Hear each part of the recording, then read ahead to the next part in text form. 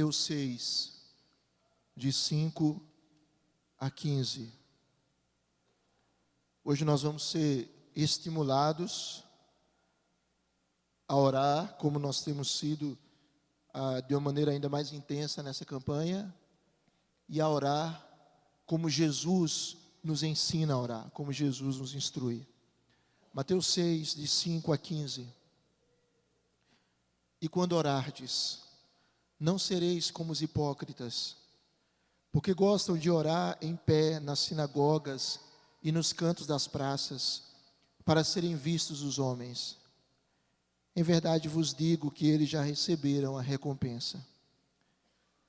Tu, porém, quando orares, entra no teu quarto, e fechada a porta, orarás a teu Pai que está em secreto, e teu Pai que vê em secreto te recompensará. E orando, não useis de vãs repetições, como os gentios, porque presumem que pelo seu muito falar serão ouvidos. Não vos assemelheis, pois, a eles, porque Deus, o vosso Pai, sabe o de que tendes necessidade, antes que lhe o peçais. Portanto, vós orareis assim: Pai nosso que estás nos céus, santificado seja o teu nome. Venha o teu reino, faça-se a tua vontade, assim na terra como no céu. O pão nosso de cada dia dá-nos hoje, e perdoa-nos as nossas dívidas, assim como nós temos perdoado aos nossos devedores. E não nos deixes cair em tentação, mas livra-nos do mal. Pois teu é o reino, o poder e a glória para sempre. Amém. Porque se perdoardes aos homens as suas ofensas, também vosso Pai celeste vos perdoará. Se, porém, não perdoardes aos homens as suas ofensas, tampouco vosso Pai vos perdoará as vossas ofensas. Que Deus fale ao nosso coração, irmãos. Que Deus nos abençoe com a sua palavra. Amém. O que é que você faz quando vai fazer uma prova que é importante para você? O que é que você faz quando vai fazer um vestibular, um Enem, um concurso? O que é que você e eu fazemos quando estamos estudando um curso e vamos ter avaliações? O que é que nós fazemos? Nós estudamos. E nós investimos tempo nisso. O que é que nós fazemos quando queremos perder peso? A gente vai correr, ou vai caminhar, ou para de comer determinados tipos de alimento. Muitos vão a uma nutricionista e a gente se dedica. Por quê? Porque aquilo é importante para a gente. Tudo aquilo que é importante para nós, a gente se dedica. Tudo aquilo que tem algum valor para a gente investe tempo. Quando não tem valor, ou real valor, a gente ignora. A vida com Deus, ela tem valor para você? A sua relação com Deus tem alguma importância para você e para mim? Se ela tem alguma importância, se vale alguma coisa a nossa vida com Deus, a gente a tem cultivado? Por que eu estou levantando isso? Porque nós estamos vivendo em um contexto em que pessoas afirmam que não têm tempo para orar, mesmo se dizendo cristãs. Elas dizem que a vida é corrida demais e elas não conseguem tempo para aprofundar a sua relação com Deus. E para aprofundar a nossa relação com Deus, a gente precisa de tempo. Não basta orações de segundos, é necessário conversa, é necessário interação, é necessário um tempo. A vida com Deus é importante para você. A relação com o Criador do universo, com aquele que lhe ama, com aquele que enviou Jesus para morrer por você, ela tem valor para você. Ela tem valor para mim. Nós a temos cultivado por meio da oração. Se nós desejamos viver de fato na presença de Deus de maneira abençoadora, se nós desejamos de fato viver o propósito de Deus para a nossa história, nós vamos encontrar tempo para orar, porque eu e você encontramos tempo para tudo aquilo que é importante na nossa vida. Então há um convite de Jesus para nós nesse texto, e Jesus nos convida para estabelecermos um momento e um lugar regulares de oração. O Senhor está chamando o seu povo, chamando a sua igreja para o altar da oração, para conversar com Ele, para falar com Ele, para se aprofundar na vida dele. E nesse texto aqui, o chamado Sermão da Montanha, que Jesus fala sobre N itens. Nesse texto que nós lemos, ele vai falar especificamente sobre oração. E é sobre isso que eu quero pensar com os irmãos. Orando como Jesus. Orando como Jesus nos ensina. Se nós queremos ter uma vida frutífera, abundante, poderosa, viva com Deus, nós precisamos orar. E nós precisamos orar como Jesus nos ensinou a orar. E Jesus nos ensina algumas coisas. Em primeiro lugar, Jesus diz para nós: ore com sinceridade. O primeiro elemento básico para a oração que o Senhor apresenta nesse texto é a sinceridade. Ore com sinceridade. Jesus aqui no verso 5 e no verso 6, ele fala sobre isso. Ele diz: e quando orardes, ou seja, ele pressupõe que nós vamos orar. Ele pressupõe que o povo de Deus vai orar. E quando orardes, não sejam como os hipócritas. Jesus faz uma referência aqui a religiosos, fariseus. E o que eles faziam? Eles gostam de orar em pé, nas sinagogas, nos cantos das praças, para serem vistos dos homens. Jesus aqui não está condenando orar em público. Nós podemos orar em público, declarando que todo o espaço físico é do Senhor. Declarando que toda a vida, não apenas em um templo religioso, mas toda a vida lá fora é do Senhor. Jesus não está condenando isso. Jesus não está condenando orar em pé. Os judeus tinham o costume de orar em pé. Jesus não está condenando orar regularmente. Os judeus oravam costumeiramente 3 vezes ao dia. O que Jesus está condenando aqui? Ele está olhando o motivo da oração. Por que nós oramos? Jesus está olhando para o nosso coração. Ele está observando as nossas motivações. motivações. Por quê?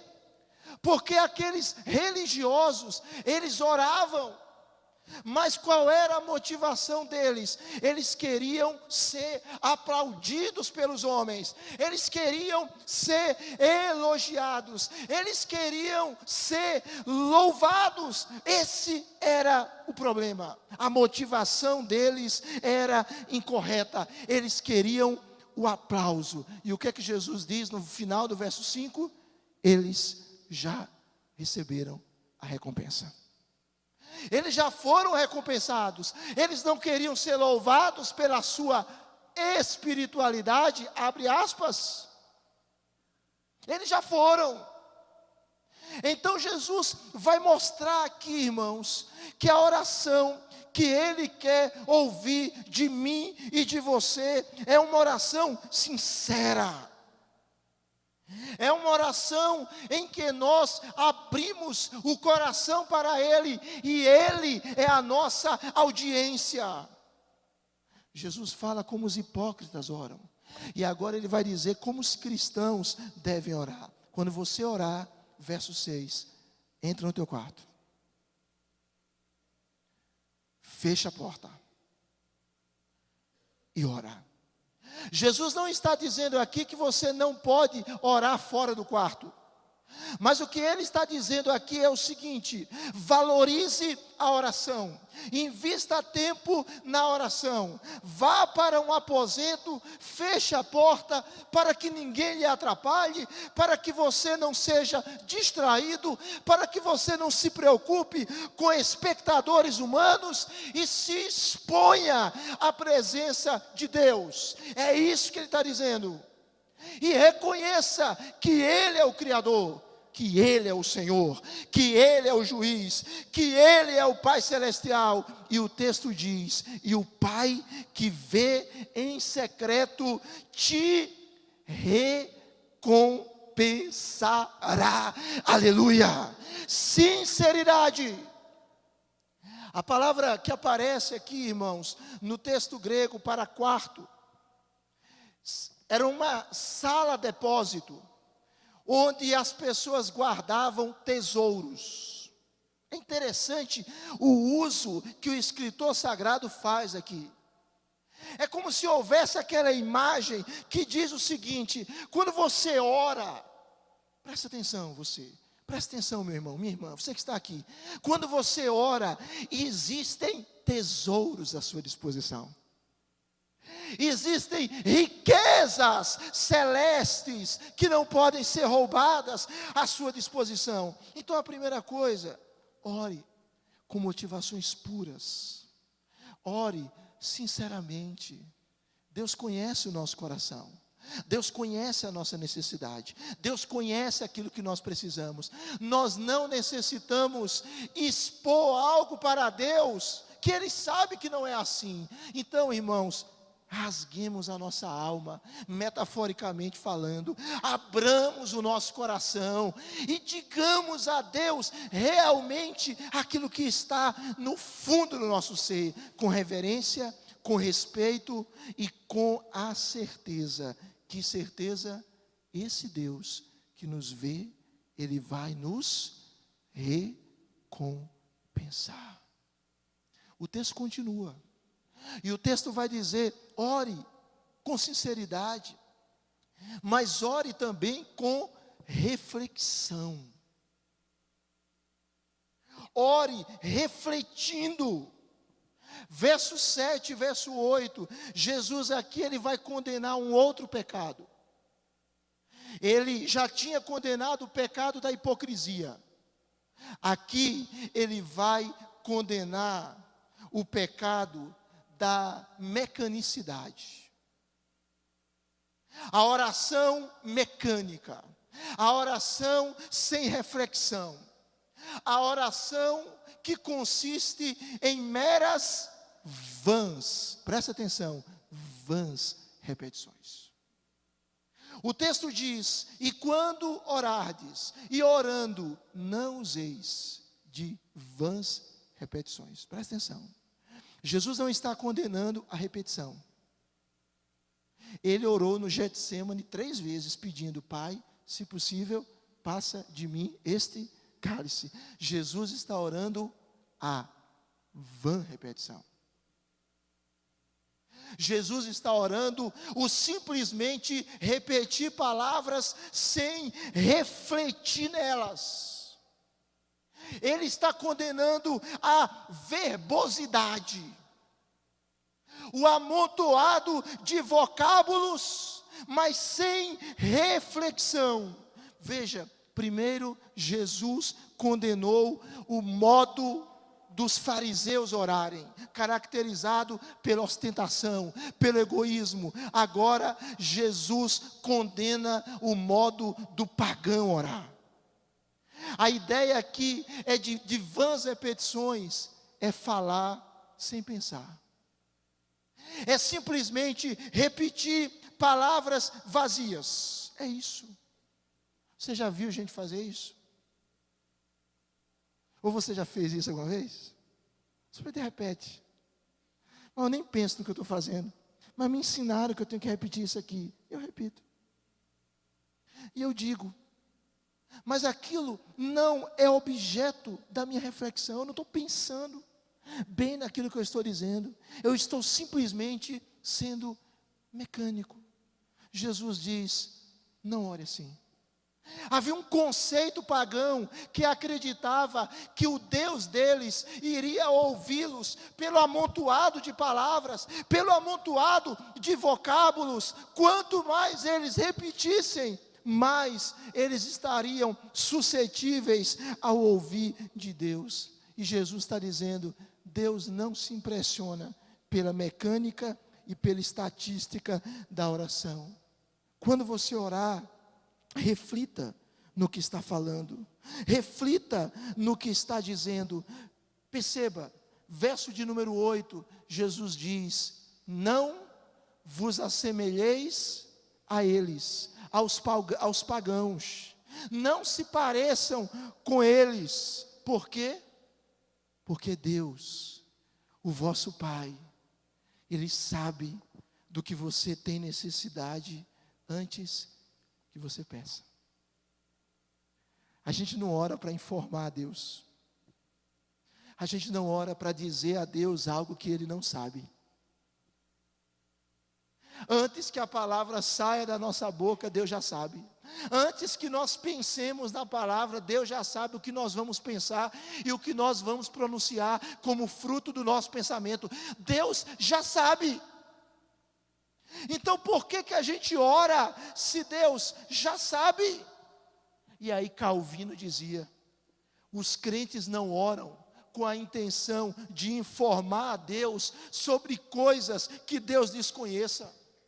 Os crentes não oram para incitar a Deus a cumprir o seu dever. Os crentes não oram para apressar a Deus como se Deus fosse relutante. Não. Os crentes oram porque através da oração nós exercitamos a nossa fé. Através da oração nós aliviamos as nossas ansiedades. Através da oração nós deixamos tudo nas mãos dele. Diz Calvino: os crentes oram porque eles estão dizendo que a sua esperança e a sua expectativa de coisas boas estão em Deus. É por isso que nós oramos. Nós oramos para expressar: Senhor, nós dependemos de Ti, e nós sabemos que o Senhor determinou que certas coisas o Senhor só vai nos dar por meio da oração. Existem coisas que nós só iremos receber se a gente orar. E mais, existem coisas que nós só iremos receber se a gente orar intensamente. Ore, mas ore pensando no que está orando. Ore refletindo. Mas Jesus continua. E Jesus então, ele apresenta um outro princípio. Ele diz, depois que ele disse: ore com sinceridade, Não precisa querer enganar a Deus, porque Deus não pode ser enganado. Então, abra o seu coração. Coloque todo o seu ser diante do Senhor. Depois que ele diz, ore com reflexão, ele vai dizer, ore, mas ore de maneira específica. Seja específico na sua oração. Seja claro na sua oração. Não faça aquelas orações generalizadas. Aquelas orações, Senhor, perdoa a multidão dos meus pecados. Amém. Jesus diz, ore de maneira específica, e aqui ele apresenta uma oração. A chamada oração do Senhor, oração do Pai Nosso. Isso aqui já dava vários dias de estudo, então a gente só vai fazer menções rápidas. A oração do Pai Nosso, ela primeiro é um modelo de oração. Cada parte da oração do Pai Nosso traz princípios sobre oração. E segundo, a oração do Pai Nosso, ela pode ser repetida desde que seja refletida.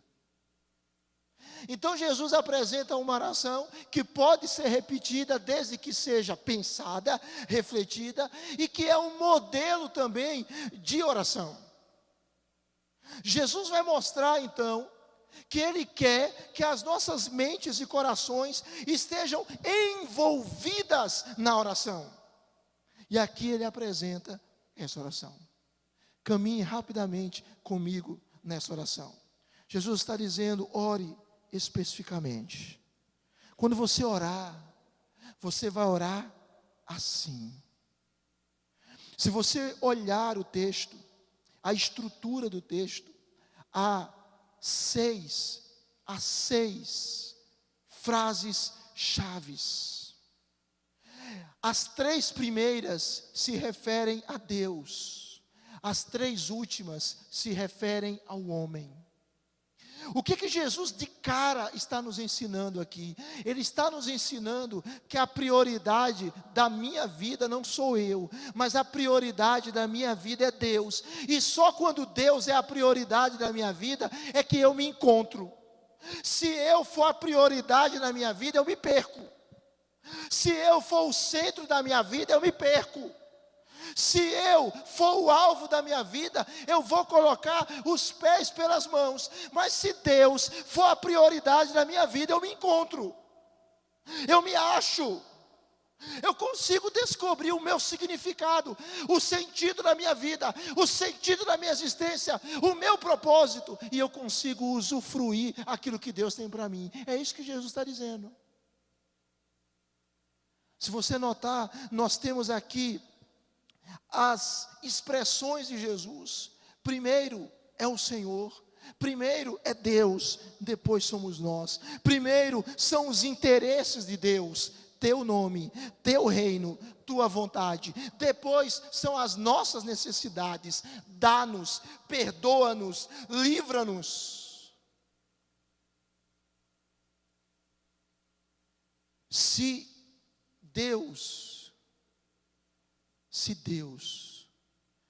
Deus não for prioridade da sua vida, nem da minha vida, Ele não é o seu Deus. Você é o seu Deus.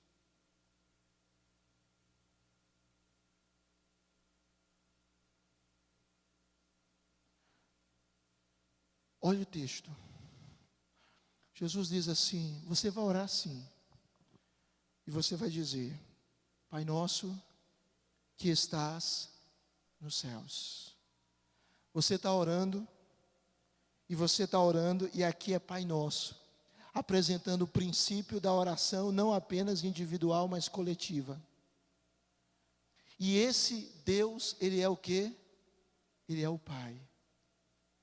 Você está orando para o seu Pai. Você está orando para aquele que lhe adotou na família dele.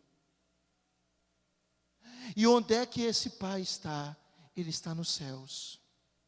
Isso é uma indicação não apenas de localização, mas uma indicação de autoridade e de poder. O que Jesus está nos ensinando? Jesus está nos ensinando o seguinte: quando você orar, lembre-se que você está orando a uma pessoa, e essa pessoa lhe adotou na sua família por meio de Jesus Cristo. Ele é o seu Pai, Ele é um Deus pessoal, Ele é um Deus que lhe ama, e Ele é um Deus que tem poder e autoridade para abençoar a sua vida. Ele está no céu, Ele é o Senhor da história, Ele é o Senhor da natureza, Ele é o Senhor do cosmos. Lembre-se disso, é isso que Jesus está dizendo. É o Deus pessoal, amoroso e poderoso. O Deus que o seu poder é capaz de realizar aquilo que o seu amor ordena. E Jesus continua. Jesus diz: santificado seja o teu nome. Deus é santo, Deus é separado dos pecadores, Deus está acima de tudo, sim. Mas o que essa parte da oração está nos ensinando? Ela está nos ensinando a orar a Deus dizendo: Deus, que o teu nome seja tratado como santo. Deus, que o teu nome seja honrado. Deus, que as pessoas te reverenciem. Ontem eu estava falando com um membro dessa igreja, aluno de um determinado curso da nossa cidade, e ele falando de uma aula de um professor muito inteligente, muito capaz, e ele mostrando aspectos orgânicos de como funcionava uma determinada situação, e ele disse: é incrível, né? A pessoa que fez isso, é incrível, né? Pena que ela não existe. O cara prefere ser um ateu. Ele prefere acreditar que o acaso fez isso, do que um Deus inteligente. E a nossa oração tem que ser: Deus, que tu sejas honrado. Que tu sejas honrado, Senhor, na minha casa. Tu sejas honrado na família, Deus. Que tu sejas honrado lá na universidade, Deus. Por isso eu não vou ter vergonha do teu nome lá. Que tu sejas honrado na minha escola. Que tu sejas honrado em cada canto desse mundo. Porque, como diz Abraham Kuyper, não há 1 centímetro da existência na qual Cristo, que é Senhor sobre tudo e todos, não possa dizer: isso é meu. Deus é o Senhor de tudo. E nós pedimos, Deus, que tu sejas honrado. Mas o texto continua, e há uma outra petição: venha o teu reino. O que é que significa isso?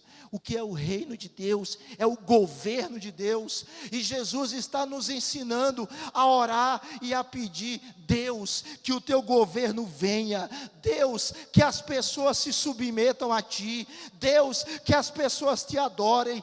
Deus, que a igreja testemunhe do teu evangelho, e o teu domínio nessa terra se espalhe, e as pessoas conheçam a ti, e as pessoas te adorem, e as pessoas te reverenciem, e as pessoas te amem. Senhor, venha o teu reino. Como nós precisamos orar isso. Senhor, venha o teu reino, venha o teu reino, venha o teu reino, Senhor, sobre a minha casa, venha o teu reino sobre aquele lá, venha o teu reino sobre essa situação. Deus, destrói o mal, venha o teu reino. O teu reino já está em nós, mas que esse reino cresça à medida que pessoas se submetem a ti. Mas há uma outra petição. O texto diz: seja feita o quê?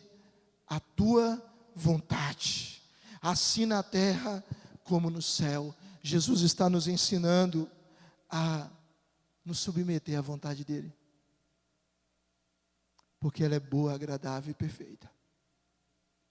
Jesus está nos ensinando a dizer: Deus, a tua vontade lá no céu, ela é feita completamente. Quando anjos quiseram desobedecer à tua vontade, eles foram banidos e se tornaram demônios. Então a tua vontade no céu é feita perfeitamente, que ela seja feita na terra como ela é feita no céu. Que a tua vontade boa e agradável, perfeita, seja feita aqui, Senhor, como ela é feita lá. Mas a oração do Pai Nosso tem uma segunda metade. Estou sendo bem rápido aqui, irmãos. E na segunda metade, Jesus vai tratar sobre as nossas necessidades.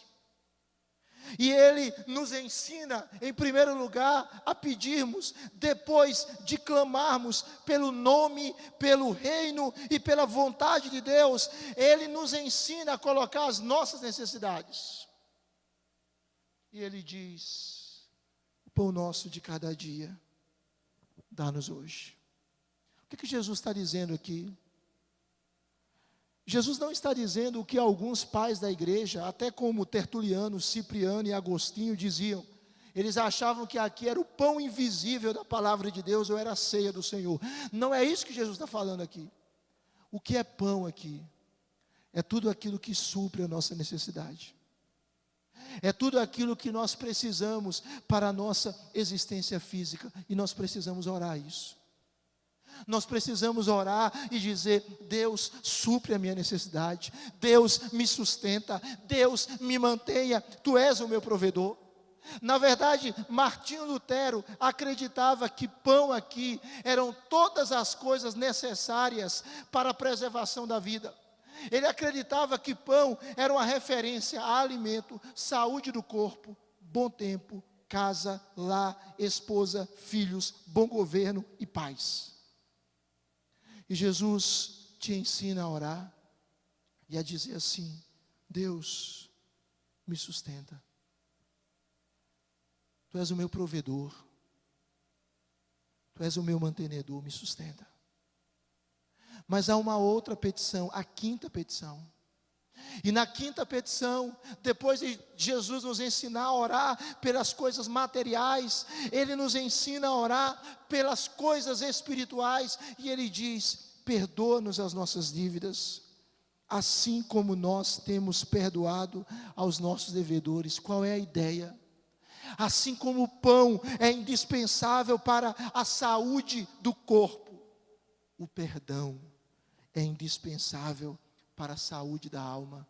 E Jesus está nos ensinando a pedir: Deus, o meu pecado traz uma dívida para contigo.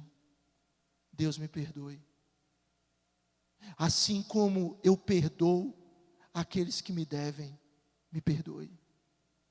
Assim como eu tenho estendido perdão àqueles que pecaram contra mim, me perdoe.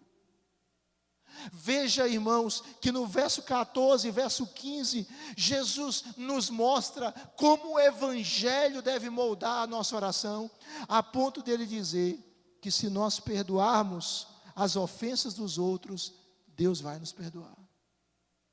Mas se a gente não perdoar as ofensas dos outros, Deus não vai nos perdoar.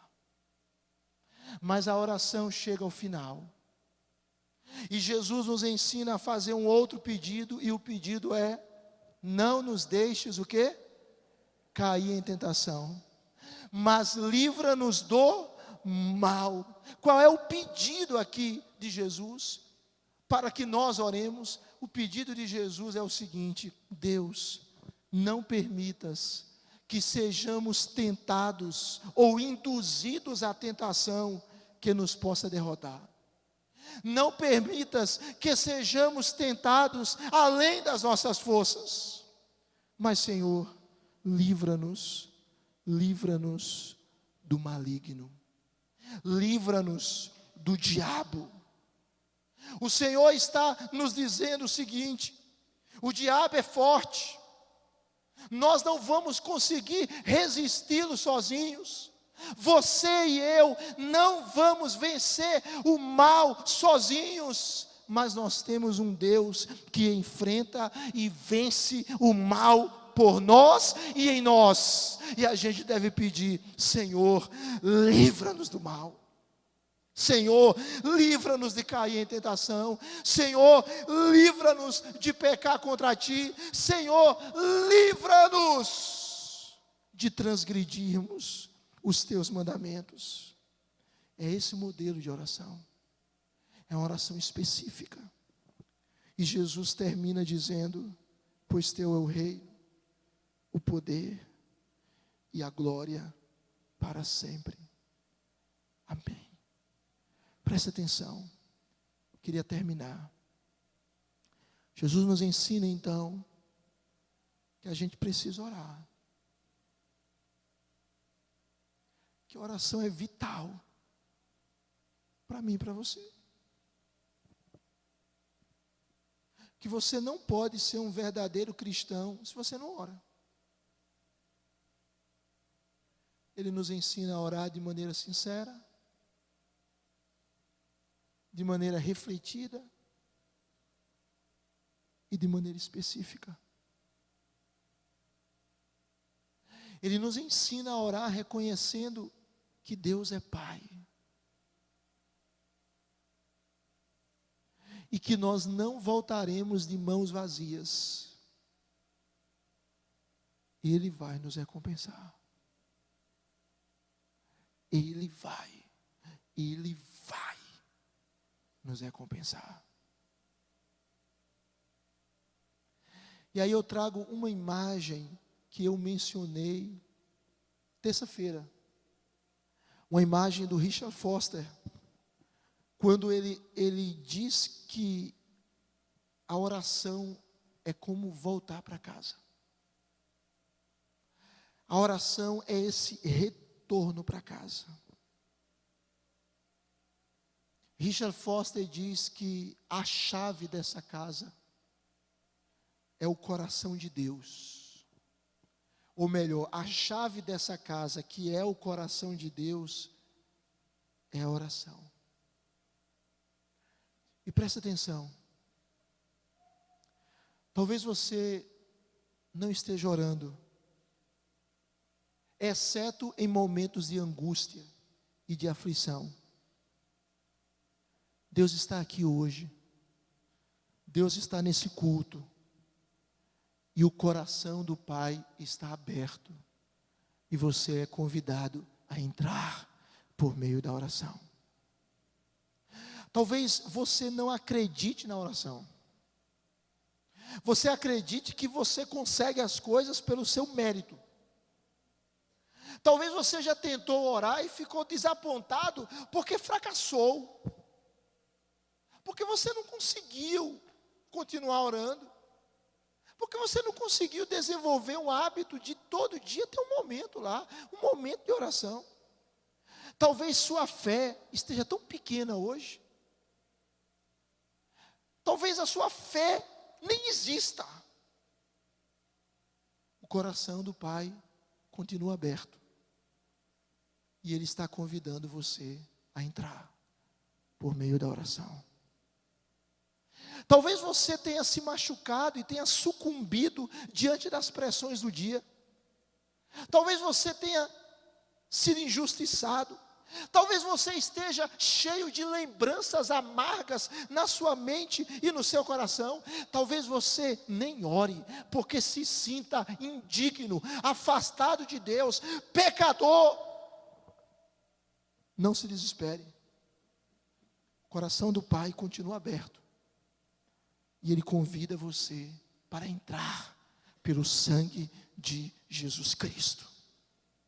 Talvez você tenha orado durante muitos anos, mas parece que as palavras congelaram e se quebraram. Talvez você orou, e aparentemente nada aconteceu. Deus parece que está distante e inacessível. Nada mudou. Deus está dizendo para você que o coração dele ainda está aberto e Ele lhe convida a entrar. Talvez a oração seja o prazer da sua vida. Talvez você ore e busque a Deus. Talvez você tenha uma relação com Deus. Mas eu quero dizer, há mais poder, há mais amor, há mais de Deus, há mais vida de Deus disponível a mim e a você. Creia, você está convidado a ir mais alto. Você está convidado a ir mais profundo. O coração do Pai está aberto e Ele lhe convida para entrar.